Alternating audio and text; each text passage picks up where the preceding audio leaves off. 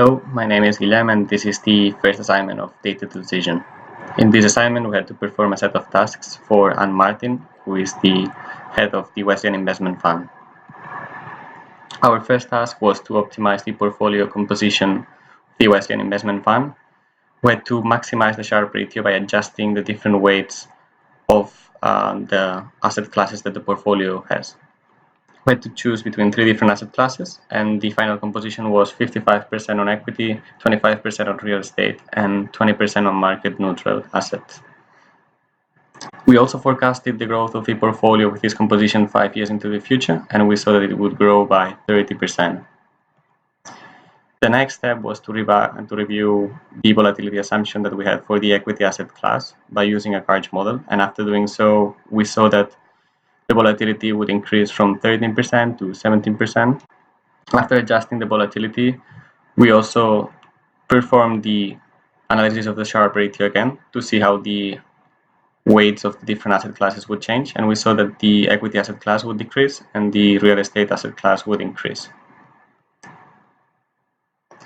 Finally, the last task that we had to perform for Anne Martin was to select 4 different money managers. And the way we did this is we performed a 3-step process.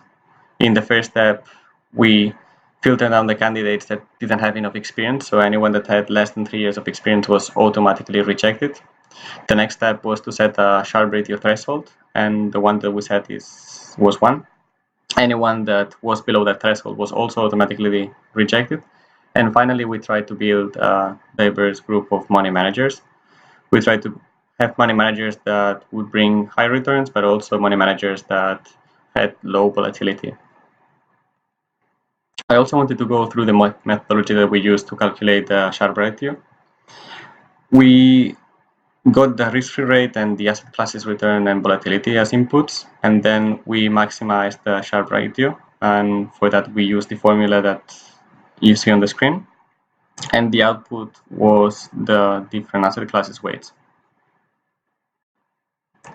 I also wanted to briefly talk about the Karch model.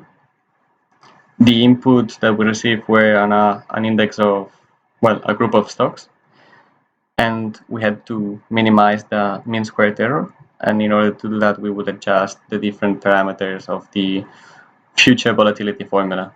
So we would adjust alpha, beta, and gamma. Once we had these adjusted parameters, then we would be able to use them to calculate and forecast the future variance. I also wanted to quickly go through the sources that we used. We used client information, we used the equity index annual returns, and we also used money managers candidate information from the client. Thank you for listening.